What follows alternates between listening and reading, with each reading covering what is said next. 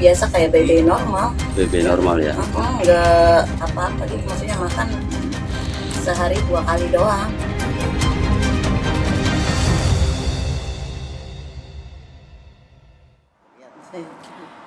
Selamat malam, senang sekali saya Bilqis Manisang menjumpai Anda di Perempuan Bicara. Semoga semua dalam keadaan yang baik dan sehat tentunya. Pada malam hari ini yang kita sedang soroti adalah asupan manis berlebihan apakah memicu obesitas pada anak. Ini mengacu pada salah satu cerita ya yang mungkin pada saat ini ada bersama kami begitu ya, ibunda dari Kenzi.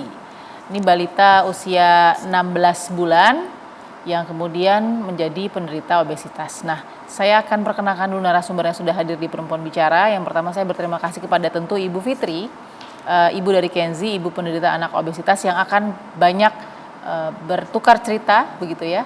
Dan kita melihat di mana akar masalah dan bagaimana solusinya tentu pada masalah ini. Selamat malam Ibu Fitri, apa kabar? Iya, selamat malam.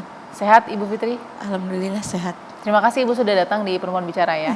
Oke, lalu kemudian ada Ibu Lovely Daisy, saya panggilnya Ibu Daisy ya, PLT Direktur Gizi dan Kesehatan Ibu dan Anak Kementerian Kesehatan Republik Indonesia. Ibu Daisy apa kabar? Baik, alhamdulillah. Alhamdulillah, terima kasih Ibu langsung bergabung, baru saja tiba dari Lombok ya Bu Iya, ya, benar. ke Jakarta langsung Ya. sampai di Perempuan Bicara. Terima kasih Bu Daisy. Ya, terima kasih. Lalu kemudian ada Uni Irma Suryani Caniago, anggota Komisi 9 DPR RI. Apa kabar Uni Irma? Baik, Assalamualaikum warahmatullahi wabarakatuh. Waalaikumsalam warahmatullahi wabarakatuh. Dan tentu ada Ibu Siti Fadila Supari, Menteri Kesehatan 2010-2014 periodenya ya. Mohon maaf, 2004-2009 saya salah nih. Oke, apa kabar? Assalamualaikum malam. warahmatullahi wabarakatuh. Waalaikumsalam warahmatullahi wabarakatuh. Terima kasih Ibu. Kita harus mengundang Ibu Siti Fadila Supari karena pasti kita lihat ada akar masalah yang harus kita sama-sama tarik begitu ya, keluar dan kemudian kita lihat bagaimana solusinya. Dan saya juga menunggu masih sambungan sudah tersambung ya dengan Ibu Rita Endang, Deputi Bidang Pengawasan Pangan Olahan dari BPOM. Selamat malam Ibu Rita Endang. Selamat malam Ibu, saya sudah lihat wajah Ibu. Bisa dengar kami di Jakarta Ibu Endang? Oke, baik, kita akan berbincang nanti lebih panjang lagi dengan Ibu Rita juga, tapi kita lihat dulu informasi berikut ini. Kasus obesitas pada anak masih menjadi momok. Terakhir kasus balita berumur 16 bulan di Bekasi, Kenzi, yang memiliki berat 27 kg.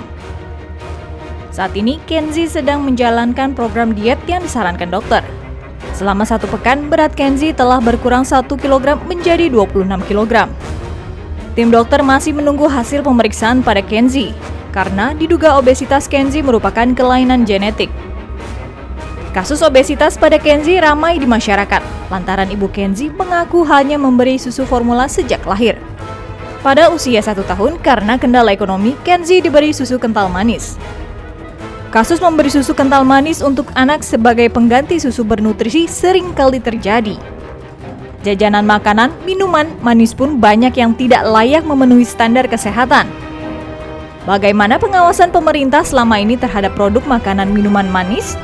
Apakah kasus obesitas pada anak yang banyak terjadi telah menjadi alarm bagi standar kesehatan anak?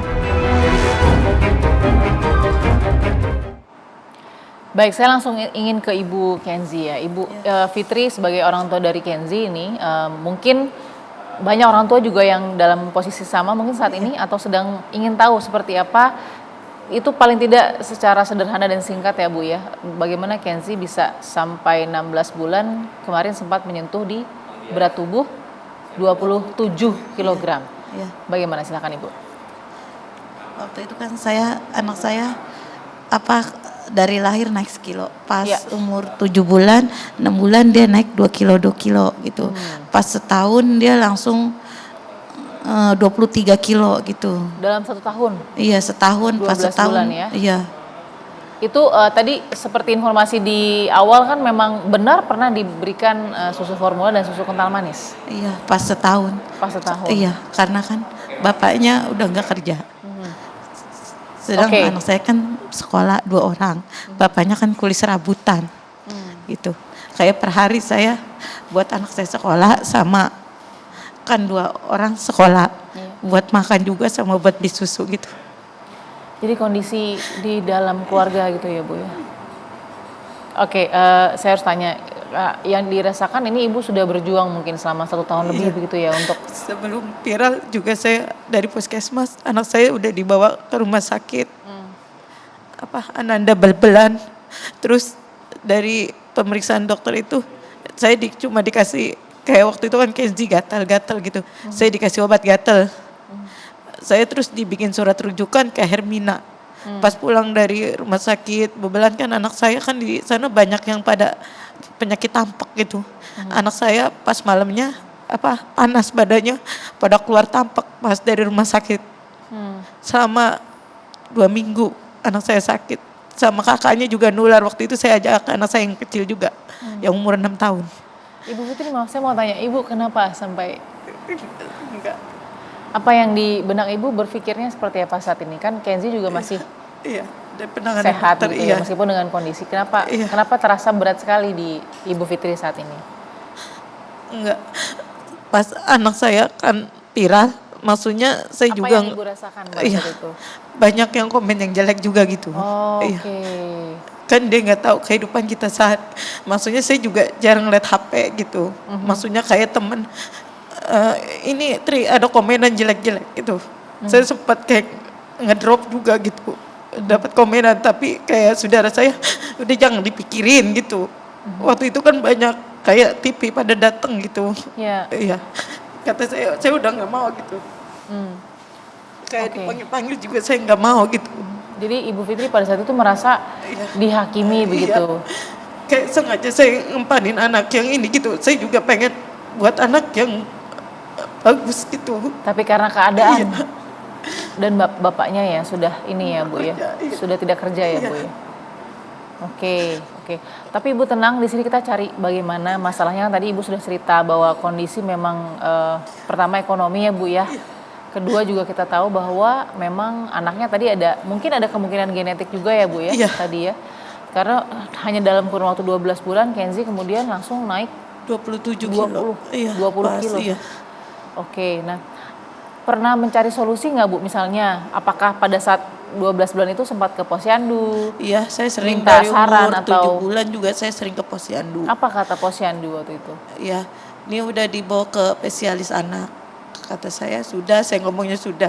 Kan karena saya dari biaya juga kan kalau kontrol mahal biayanya. Berapa Bu sekali kontrol? Enggak, saya belum pernah. Oh, belum pernah Kan kontrol. saya sehari serabutan suami saya kerjanya gitu. Iya. Jadi saya pas Kenji udah 9 bulan kan udah berat. Saya enggak kuat gendong buat ke posyandu. Terus dari posyandu datang ke saya gitu. Terus pas itu saya dapat bantuan kayak stroller gitu. Oh, dikasih stroller ya. Iya. Dari pihak puskesmas yang ini gitu. Dari puskesmas dikasih stroller. Iya, dia dari bantuan mana gitu. Saya nggak tahu juga saya. Dalam 12 bulan sebelum langsung ke 27 kilo sempat diberikan nggak? Oh, ini kayaknya berpotensi obesitas begitu. Ada informasi dari posyandu. Iya, pas itu saya kan langsung dibawa ke Ananda, rumah sakit Ananda. Iya. Pas itu kan kata ini saya dibikinin surat rujukan lagi ke Hermina. Waktu itu kan karena saya juga enggak nih, saya kalau ke Hermina saya juga enggak punya kendaraan kata saya. Pas itu ya udah katanya naik ambulan aja. Saya sempat saya mau ke Hermina waktu itu. Terus dari Bapak Abri juga saya udah kalau Kenji jangan naik mobil ambulan, naik mobil saya aja gitu. Sempat dibantu Bapak ya? Abri iya. Lalu kemudian akhirnya di terakhir itu berat badannya 27. Masih 27 pas di Hermina. Dan akhirnya dapat penanganan Ibu ya? Iya, dari Hermina cuma dilihat-lihat ini harus dibawa ke rumah sakit RSCM gitu. Lalu tadi kalau nggak salah dari RSCM bilang ada genetik ya Bu ya? Iya. Oke, Saya lalu cek ininya belum keluar kata ntar bulan April gitu. bulan April. Iya. Apanya Bu yang belum keluar? Cek lab darahnya. Oke, nanti baru bulan April baru Iya. ada. Nah, solusi dari dibantu oleh RSCM tadi itu? Iya, asupan makannya saya ditulisin gitu.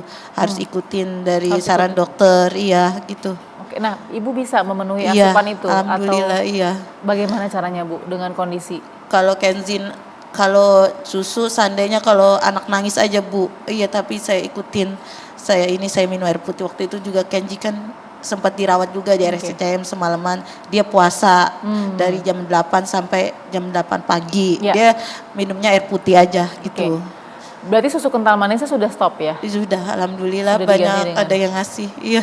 Oke, banyak yang ngasih. Iya, Justru semenjak viral ini banyak yang membantu. Banyak yang datang. Alhamdulillah Tadi Bu, ya. orang dari Bandung kayak dari apa namanya Jawa Barat apa Bandung saya nggak Iya, tahu udah gitu. iya. Namanya dia datang ini saya dari Bandung Bu gitu Memberikan rombongan asupan. iya. Saya dikasih kayak duit suruh beli pampers sama beli susu. Banyak yang datang. Saya terima kasih banget Oke. gitu. Oke, baik Ibu, terima kasih sudah memberikan ceritanya ini. Saya Iya. yakin tidak mudah ya untuk Iya. mengulang cerita begitu Iya. Ibu Fitri ya. Tapi ternyata ada yang mungkin buruknya ya Bu ya setelah kejadian viral, Iya. tapi juga ada Sisi ada baiknya. sisi baiknya, iya. ada hikmahnya di situ ya. Iya. Ada bantuan untuk Iya, Kenzi juga terima dan untuk Kenzi, Ibu. iya. Oke, baik. Saya langsung mau bergeser dulu ke Bu Desi. Bu Desi, sepertinya kita butuh edukasi juga Bu Desi, karena kondisi tadi sudah tahu, sudah mendengar sendiri Bu Desi, tapi yang didengar dari obesitas secara general, apa yang harus kita mengerti dari namanya obesitas pada anak? Ya, terima kasih. Jadi kalau pada anak kita itu kan secara rutin harusnya melakukan penimbangan berat badan setiap bulan. Nah, dari penimbangan setiap bulan itu akan dimasukkan ke dalam kurva pertumbuhan. Jadi kita punya buku KIA seperti ini. Harusnya setiap anak itu punya buku KIA. Di sini ada grafiknya. Nanti berat badannya berapa, usianya berapa, apakah berat badannya normal, kurang, atau lebih. Nah, itu harus diketahui di posyandu, ditimbang setiap bulan. Nah, kalau kasus seperti ini berarti berat badannya kan berlebih. Berlebih itu di atas kurva, kalau sudah di atas 3 itu berlebihnya sangat banyak. Nah, makanya sampai obesitas seperti ini. Nah, kalau sudah obesitas memang penanganannya itu harus ke rumah sakit karena harus dilihat penyebabnya seperti apa, intervensinya akan lebih kompleks.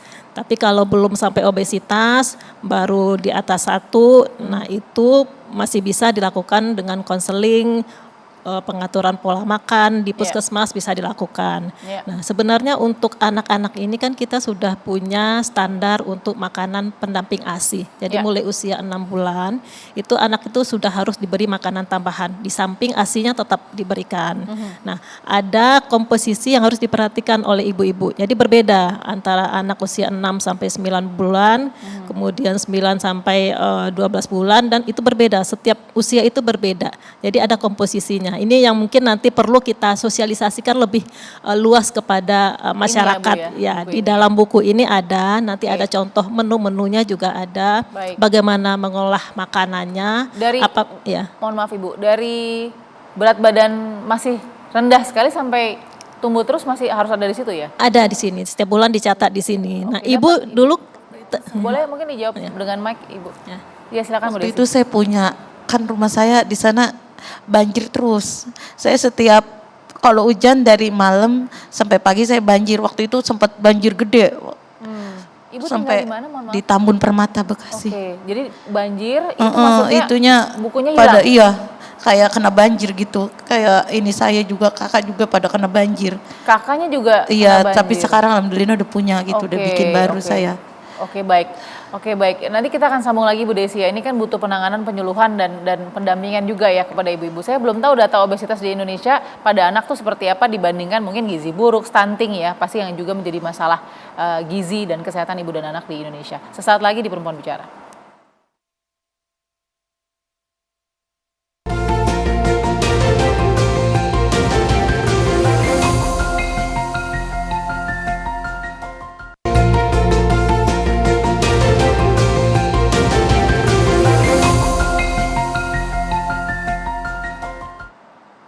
Baik, kembali di Perempuan Bicara kita akan melihat beberapa informasi soal obesitas terhadap anak yang terjadi di Indonesia. Salah satunya adalah ya Muhammad Kenzi Alvaro ya, anak dari Ibu Fitri. Kita lihat siapa saja yang kemudian sempat diliput oleh berita ya tentang kasus obesitas. Yang pertama ada Muhammad Kenzi Alvaro, ada Satria Putra di Karawang, usia 7 tahun ini berat badannya 110 kg. dan ya sayangnya tidak terselamatkan saat itu, meninggal dunia tanggal 28 September 2019 karena ada batuk dan sesak nafas. Berikutnya ada Arya Permana di Karawang tahun 2016, ini yang 192 kg, setelah 2 tahun berat badannya turun dan menjadi 85 kg karena berolahraga. Ini yang cukup berhasil ya, sempat ditemani juga oleh beberapa instruktur kesehatan begitu ya untuk mencapai berat badan idealnya. Lalu kemudian setelah itu, jadi Arya sudah aktivitas normal tadi ya. Rafka Adiputra di Babelan Bekasi 11 tahun, 126 kg, ini sering jajan es dan ciki-ciki, sedang dalam pengawasan medis juga saat ini ya. Oke, jadi dari beberapa berita yang muncul soal obesitas, ada yang juga kehilangan nyawa sampai, jadi ini sangat serius begitu ya.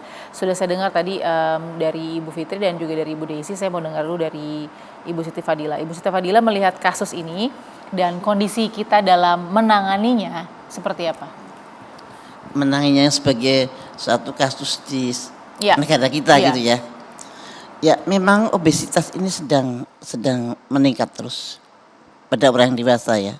Dan pada anak-anak itu kira-kira, pada anak-anak yang umurnya di bawah 2 tahun itu kira-kira 8,8%. Dan itu cukup banyak ya. Tapi kalau saya lihat di kasusnya Ibu Fitri, ini mungkin banyak sekali ibu-ibu yang seperti Ibu Fitri. Menurut saya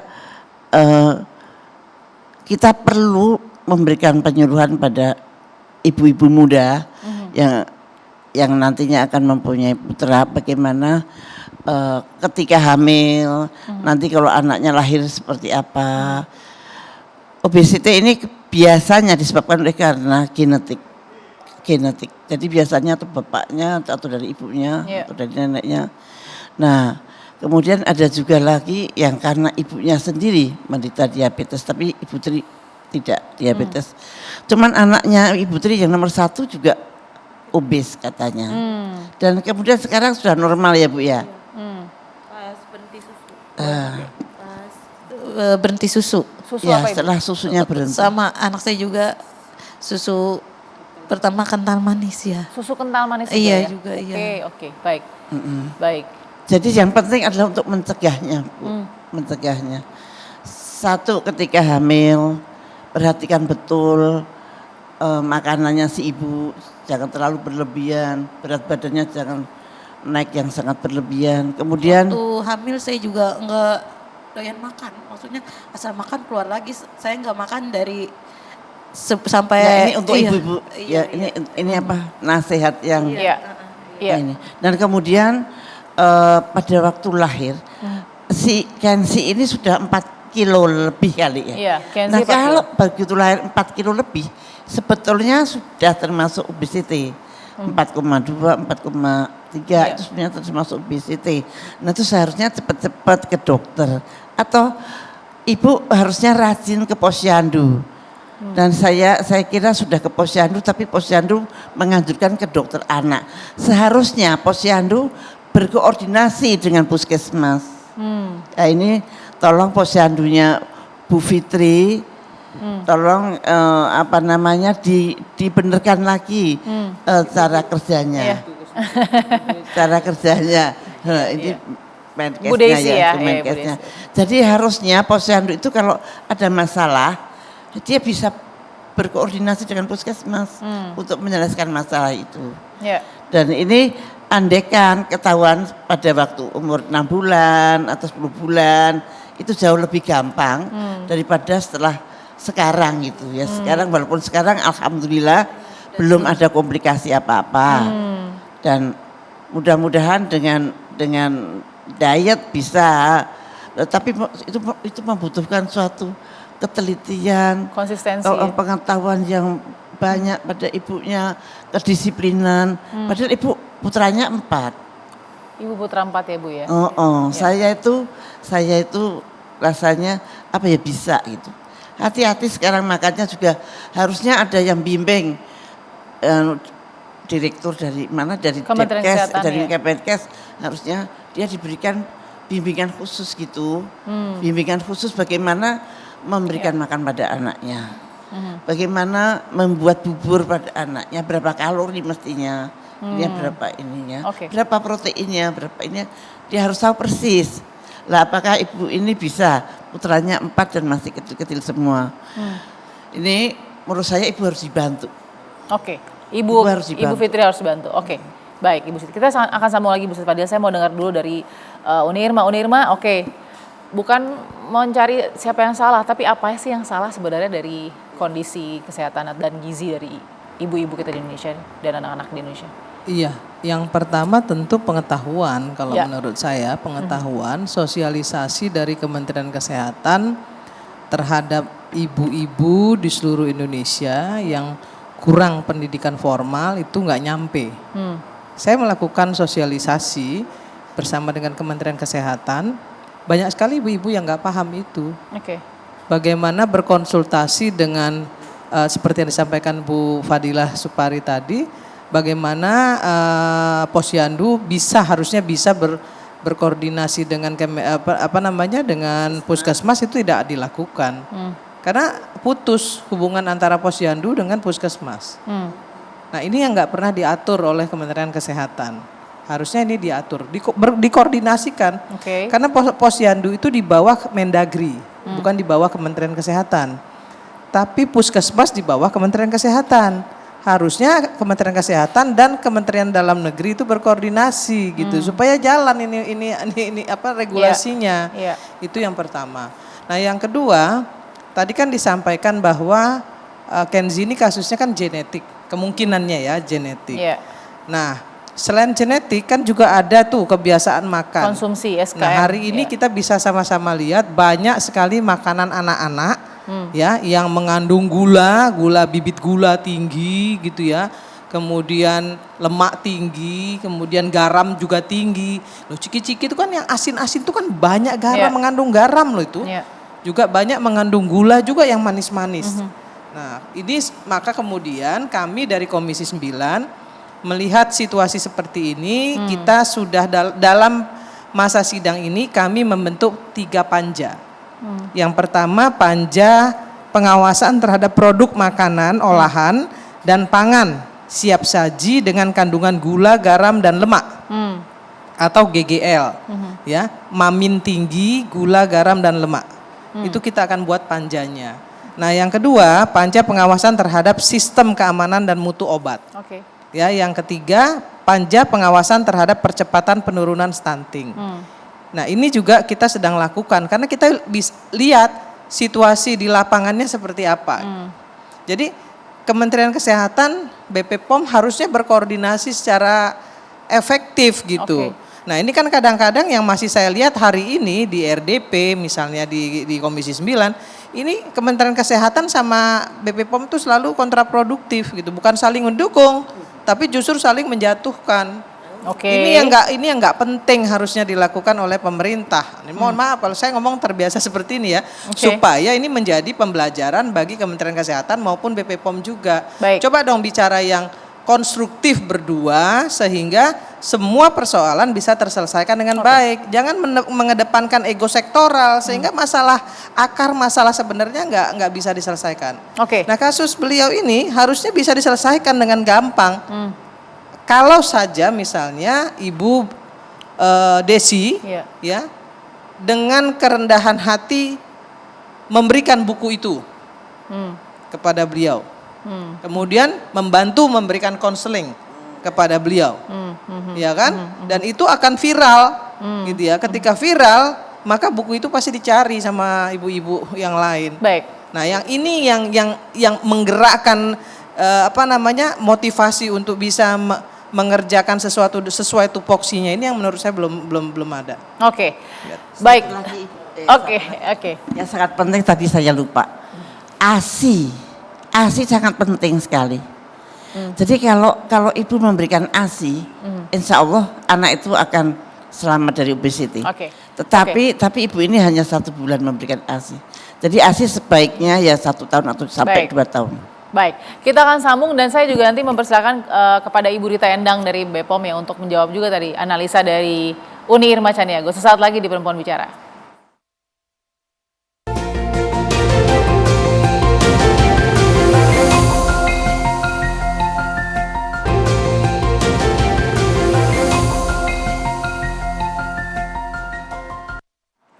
kembali di Perempuan Bicara, saya langsung ingin menuju ke Ibu Rita Endang, Deputi Bidang Pengawasan Pangan Olahan BPOM. Ibu, tadi analisa dari Uni Irma soal makanan atau minuman manis yang mungkin sangat bisa dikonsumsi ya karena harganya yang murah begitu dan sangat accessible. Bagaimana BPOM melihat produk-produk ini banyak sekali di warung-warung masyarakat? Silakan Ibu Rita. Ya, terima kasih Mbak. Jadi pertama tentu kami juga prihatin ya dengan kondisi Ananda Kenzi dan semoga penanganan kemungkinan kelainan genetik ini bisa tertangani dengan segera ya. Karena kami juga sudah komunikasi dengan dokter di RSCM yang menangani kasus ini ya. Dengan Dokter Damayanti. Tentu dalam rangka pemberian izin edar ya sekali lagi bahwa produk Indonesia sebagaimana undang-undang sebelum beredar itu dilakukan serangkaian evaluasi. Jadi sebelum beredar dilakukan dulu evaluasi. Kita kenal dengan nama pre-market.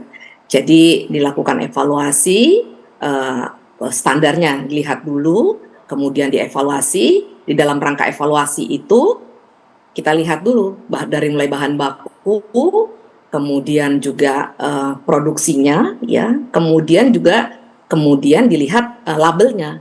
Nah, terkait dengan susu kental manis ini, labelnya sudah jelas nih, Mbak. Apa Jadi itu? di dalam labelnya kita sudah mencantumkan, yaitu tulisan tidak untuk menggantikan air susu ibu, itu satu, ya, untuk susu kental manis. Yang kedua, tidak cocok untuk bayi sampai dengan 12 bulan, itu yang kedua, ya. Kemudian yang ketiga memang tidak dapat digunakan sebagai satu-satunya sumber gizi. Jadi sudah jelas di dalam labelnya memang tidak boleh untuk anak di bawah 1 tahun. Jadi ini sudah diatur oleh pemerintah seperti itu, ya. Oke. Nah, di dalam label ini pun kita perkuat lagi nih di dalam promosinya supaya masyarakat semakin mengetahui. Di dalam iklannya pun sudah diperkuat. Jadi di dalam iklan itu tidak boleh ada gambar anak 5 tahun, ya, itu tidak boleh. Dan tidak boleh gambar itu susu seorang diri dengan susu sendiri atau dengan dibuat gambar susu, tapi dibuat dalam bentuk topping. Nah, itu masyarakat supaya bisa mengedukasi masyarakat seperti itu, Mbak. Jadi sudah dibuat seperti itu. Jadi sudah kami buat seperti itu dalam labelnya dan itu memang terus-menerus kami lakukan edukasi. Ibu Rita, saya mau Seperti itu, Mbak. Ya baik, terima kasih Ibu Rita. Saya mau klarifikasi satu. Berarti tadi ada satu penjelasan bukan satu-satunya sumber gizi. Berarti itu salah satu sumber gizi. Iya, betul sekali. Jadi memang susu kental manis ini memang ada sumber susunya, ada lemak susunya, dia 8%.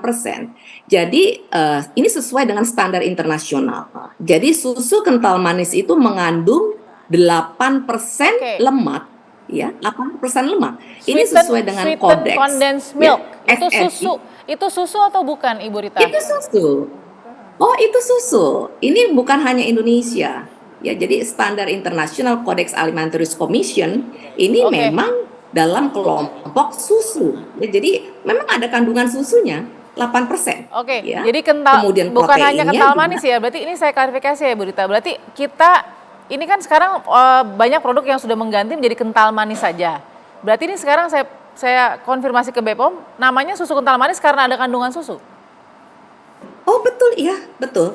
Ini bukan hanya Indonesia ya. Semua negara ini masuk kelompok mohon maaf, Bu Rita, susu. Bu Rita. Ya, Uni Irma Ya. Iya, sorry Bu Rita, Ini Bu Rita, Indonesia, Singapura. Bu Rita, mohon maaf.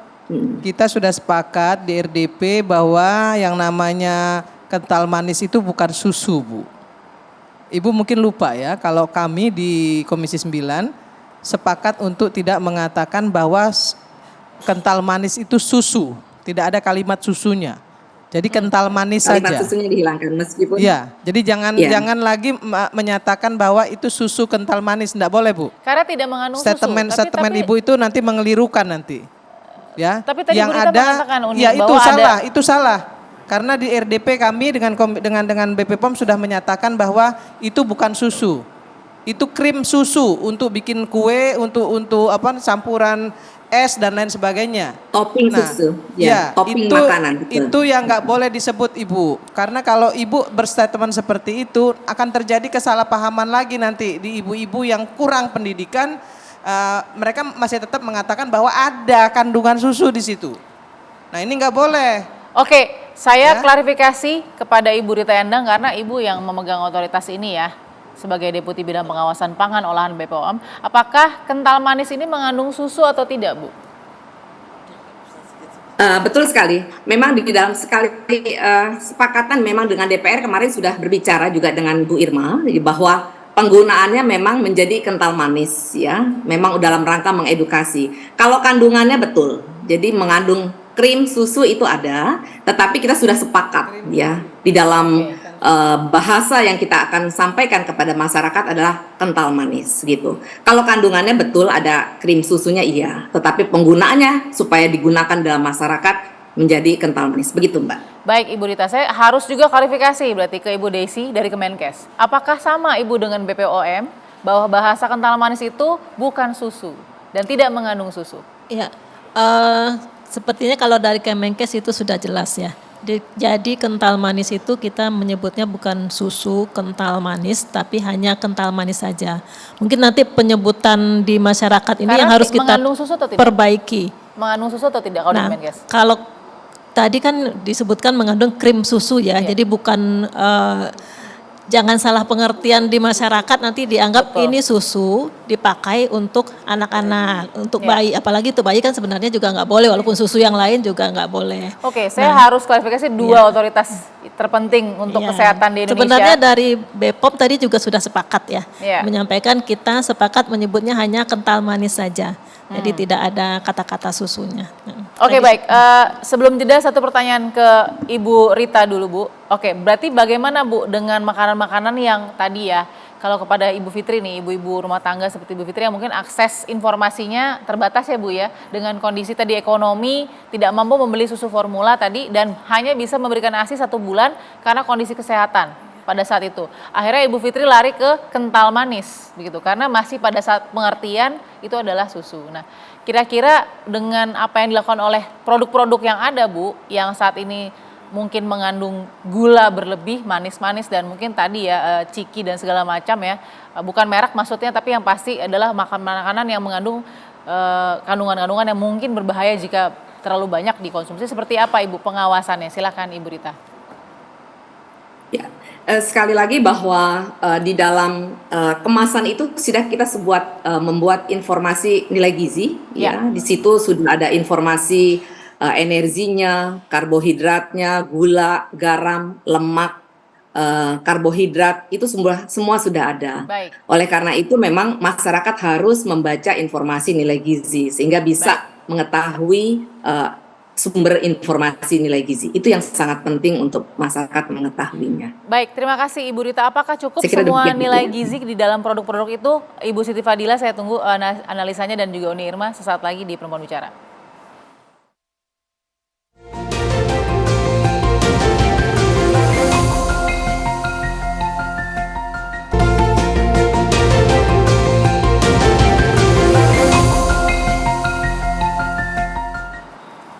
Oke, terima kasih Anda masih bersama Perempuan Bicara. Kita sampai juga di segmen akhir. Mudah-mudahan ada solusi yang sampai nih kepada ibu-ibu yang saat ini mungkin ada dalam posisi seperti Ibu Fitri ya, atau yang mungkin sedang baru memiliki balita. Saya mau ke Ibu Siti Fadila dulu tadi soal salah satu solusi dari BPOM adalah nilai-nilai gizi pada produk-produk yang manis, yang mungkin berbahaya jika dikonsumsi berlebihan oleh anak-anak yang balita itu sudah ada.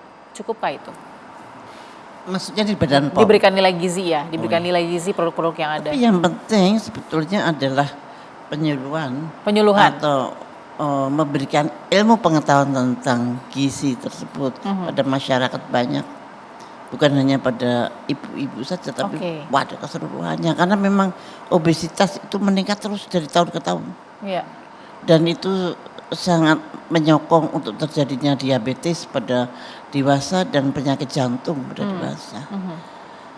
Dan di Indonesia naik terus.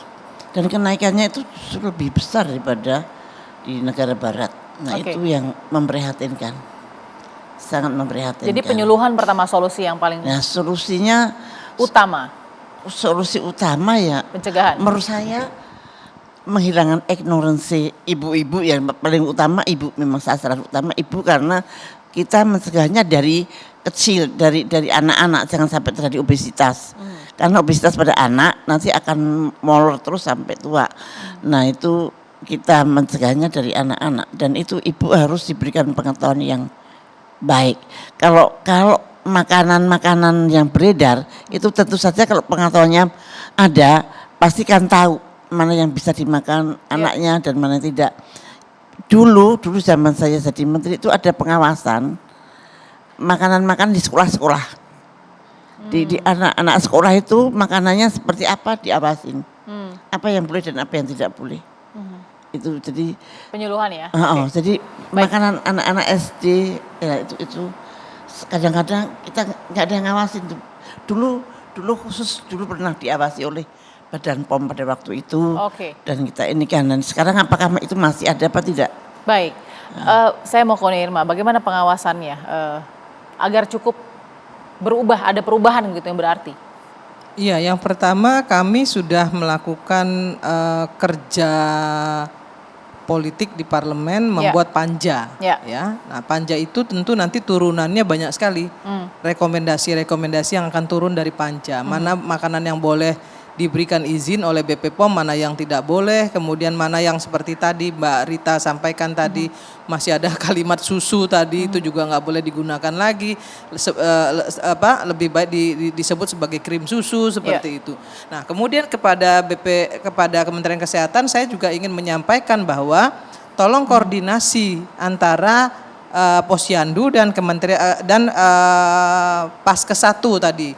Puskesmas dan maksudnya, Posyandu, sehingga teman-teman yang di Posyandu itu paham, karena di Posyandu itu kan nggak ada dokternya, ya kan? Nah kalau di puskesmas ada dokter, jadi kalau Posyandu memerlukan support pengetahuan gitu ya, mereka bisa berkonsultasi kepada puskesmas, dan itu mungkin Ibu perlu bikin regulasinya Bu. Baik. Nah yang ketiga terakhir saya ingin sampaikan buku yang Ibu bawa terkait dengan bagaimana menjaga, merawat dan membimbing anak-anak dari mulai dia 1000 hari kelahiran sampai dia umur 5 tahun gitu ya, balita, itu perlu dibikin leaflet aja. Nggak perlu buku sebanyak itu ibu-ibu yang mohon maaf sekali lagi bukan untuk merendahkan gitu ya, kurang akses pendidikan itu nggak mau baca. Nah tapi kalau cuma ada 1 lembar begitu dia tempel di dinding rumahnya gitu, dia akan baca gitu. Apa saja bahan-bahan makanan yang cocok diberikan sama anak-anak, misalnya dari bayi sampai umur 12 bulan seperti itu. Terima kasih Uni. Silakan Bu Desi langsung ditanggapi. Ya, terima kasih. Jadi memang untuk makanan bayi itu kan berbeda-beda porsinya untuk sesuai usianya. Nah, kita sebenarnya sudah membuatkan untuk usia 6 sampai 8 bulan nasinya berapa sendok, kemudian ada lauknya di situ karena harus lengkap gizinya, termasuk kita utamakan protein hewani. Gak perlu yang mahal, telur cukup di situ. Kalau nggak ada telur cukup. Telur bisa protein hewani, bisa ikan, bisa ayam, bisa daging, bisa telur. Nah, yang penting ada protein hewani. Komposisinya beda. Nanti usia 9 sampai 12 bulan itu beda lagi. 12 bulan sampai 2 tahun beda lagi komposisinya. Tadi jumlahnya approach banyak. buku bisa Bu mungkin? Ya, buku ini memang sangat lengkap sekali karena dipakainya lama dari ibu hamil sampai anaknya berusia 5 tahun. Betul. Nah, tadi yang disampaikan oleh saran dari Bu Irma tadi, 1 lembar itu adalah terkait dengan makanan pada gizi, bayi ya.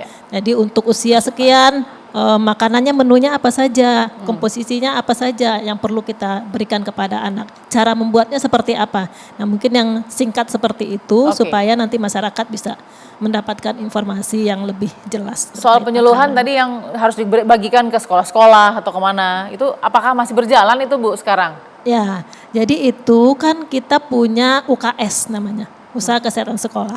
Itu kan kerjasama, sebenarnya ada kesepakatan bersama 4 kementerian. Kementerian Kesehatan, Pendidikan, Agama dan Kemendagri. Jadi masih jalan? Masih jalan, Sampai cuman memang sekarang, oke. masih perlu kita kuatkan lagi. Baik, terima kasih Ibu Desi. Saya mau ke Ibu Rita. Saya berikan kesempatan Ibu Rita. Kira-kira apa yang ingin diberikan kepada masyarakat begitu ya soal produk-produk kesehatan atau mungkin makanan, olahan dan lain-lain agar bisa lebih aman dalam mengkonsumsinya. Silakan Ibu.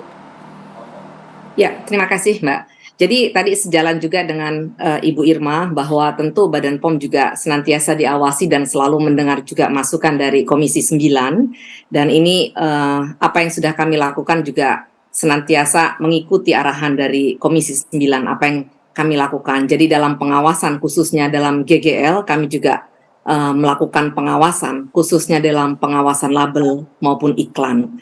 Demikian juga pengawasan gerakan masyarakat hidup sehat ini juga kami lakukan khususnya pada pangan jajanan anak sekolah. Ini kami lakukan pengetatan khususnya pangan makanan khususnya yang mengandung banyak gula, garam, lemak ini juga menjadi perhatian khusus di Badan POM.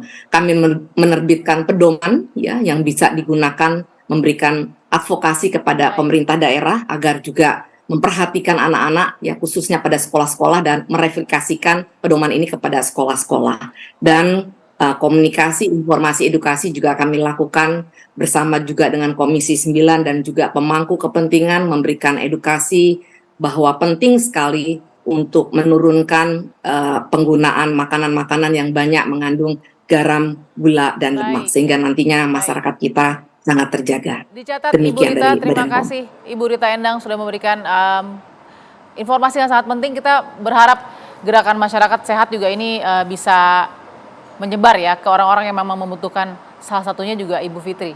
Kita berdoa juga ya Ibu Fitri ya supaya mungkin Kenzi akan segera kembali ke semula normal dan tumbuh sehat ya. Harus tetap optimis ya Ibu ya, dibantu oleh nanti pihak-pihak yang sudah saat ini membantu. Terima kasih Ibu Fitri, terima kasih Ibu Desi, terima kasih Ibu Siti Fadila dan juga Uni Irma, serta Ibu Rita Endang yang sudah bergabung dengan kita melalui Zoom. Kita akan jumpa lagi minggu depan, sehat selalu, sampai jumpa.